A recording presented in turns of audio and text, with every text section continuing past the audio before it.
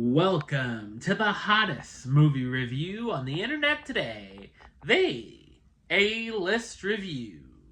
I am your host, the Game Changer, Wes Troop, and it's time for another Viewer's Choice Pick Review. I put up a poll with 4 different Superman films to vote on, and this is the one you guys voted for.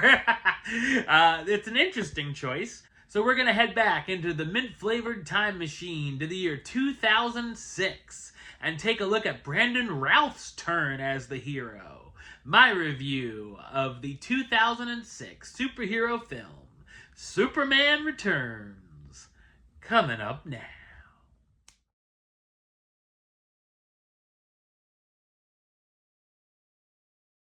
Superman returns to Earth after spending 5 years in space examining his homeworld, Krypton. But he finds things have changed while he was gone, and he must once again prove himself important to the world.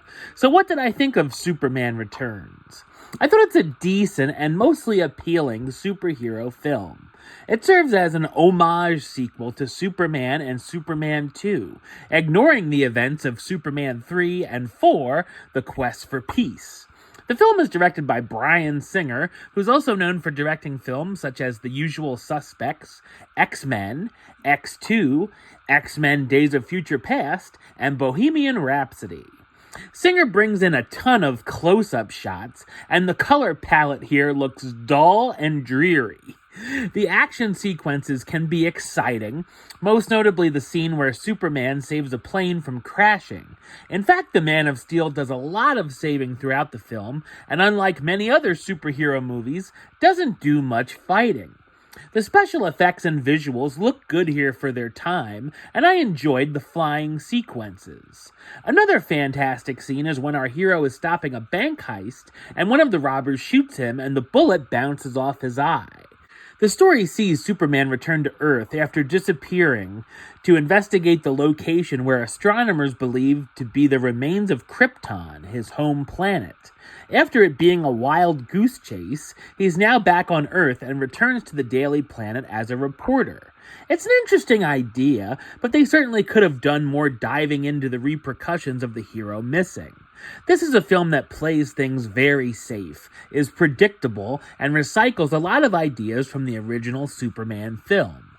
In fact, Lex Luthor's evil plan is even very similar, as he's looking to make his own continent.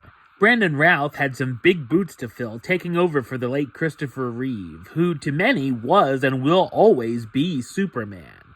But I thought he does a fine job as both Superman and Clark Kent, and even looks a lot like Reeve. Lois Lane, however, is kind of dull, feeling more like Lois Lame, and makes some really dumb decisions.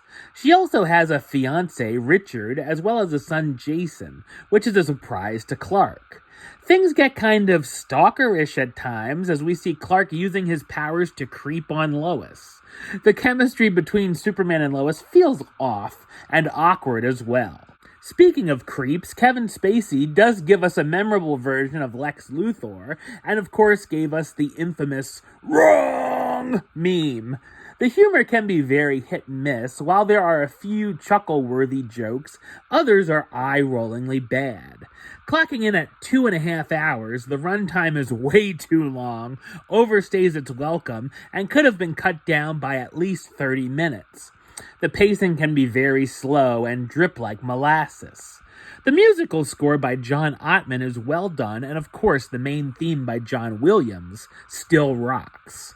The cast stars Brandon Routh as Clark Kent/Superman, the Kryptonian superhero whose alter ego is a mild-mannered journalist, Kate Bosworth as Lois Lane, a reporter who works with Clark Kent at the Daily Planet and former lover of Superman, James Marsden as Richard White, the nephew of the Daily Planet's editor-in-chief and Lois's fiancé, and Kevin Spacey as Lex Luthor, Superman's arch-nemesis and sociopath scientist looking to destroy his foe. Marlon Brando also returns posthumously as Jor-El, Superman's birth father, with the use of previous footage and computer-generated imagery.